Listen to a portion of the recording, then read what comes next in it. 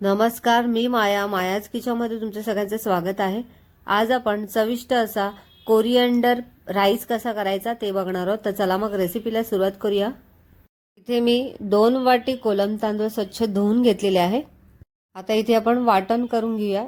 इथे मी भरपूर अशी कोथिंबीर, 4 ते 5 हिरव्या मिरच्या, 7-8 लसणाच्या पाकळ्या, त्याचबरोबर 5 ते 6 मी इथे सुकं खोबऱ्याचे तुकडे घेतलेले आहेत. छोटासा आल्याचा तुकडा घेतलेला आहे. हे सर्व आता आपण मिक्सर जारमध्ये काढून घेऊया. तर अशा पद्धतीने मी इथे पेस्ट तयार करून घेतलेले. आता गॅसवरती मी कुकर ठेवलेला आहे. कुकरमध्ये आपल्याला साधारण 2 ते 3 चमचे तूप घालायचे.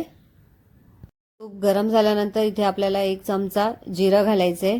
जिरं घातल्यानंतर इथे आपल्याला काही खडे मसाले घालायचे. 4-5 काळी मिरी, 4-5 लवंगा, त्याचबरोबर 1 दालचिनी आणि 3-4 इथे आपले तमालपत्र घेतलेले आहेत ते घालायचे. त्यानंतर पाव चमचा हिंग घालायचे.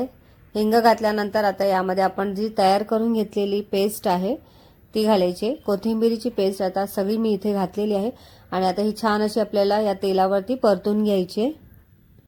या वाटणाचा कच्चेपणा जाईपर्यंत आता आपण ह्याला छान असं परतून घेऊया. इथे तुम्ही बघू शकता साधारण 1 ते 2 मिनिटभर मी परतून घेतलेलं आहे. त्यानंतर इथे आपल्याला अर्धा चमचा हळद घालायचे. त्यानंतर 1 मोठा चमचा इथे मी किचन किंग मसाला घालत आहे. किचन किंग मसाला नसेल तर तुम्ही गरम मसाल्याचा वापर करू शकता.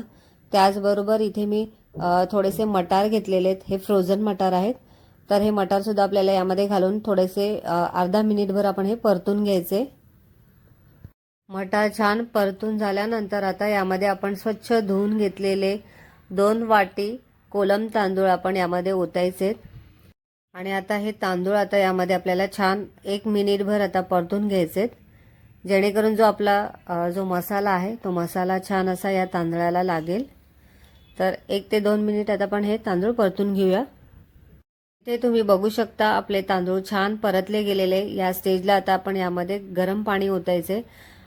इथे मी 4 वाटी पाणी घातलेलं आहे. आपण इथे 2 वाटी तांदूळ घेतलेले आहेत. 2 वाटी तांदळाला इथे मी 4 वाटी पाण्याचा वापर करत आहे. आता इथे तुम्ही पाण्याचा वापर कमी जास्त करू शकता. तुमचे तांदूळ कसे आहेत त्या पद्धतीने तुम्ही इथे पाण्याचा वापर करायचा आहे. आता यामध्ये आपल्याला चवीनुसार मीठ घालायचंय. आता इथे उकळी आलेली आहे. आता आपण कुकरचं झाकण लावून घेऊया आणि इथे आपण 2 शिट्ट्या करून घेऊया.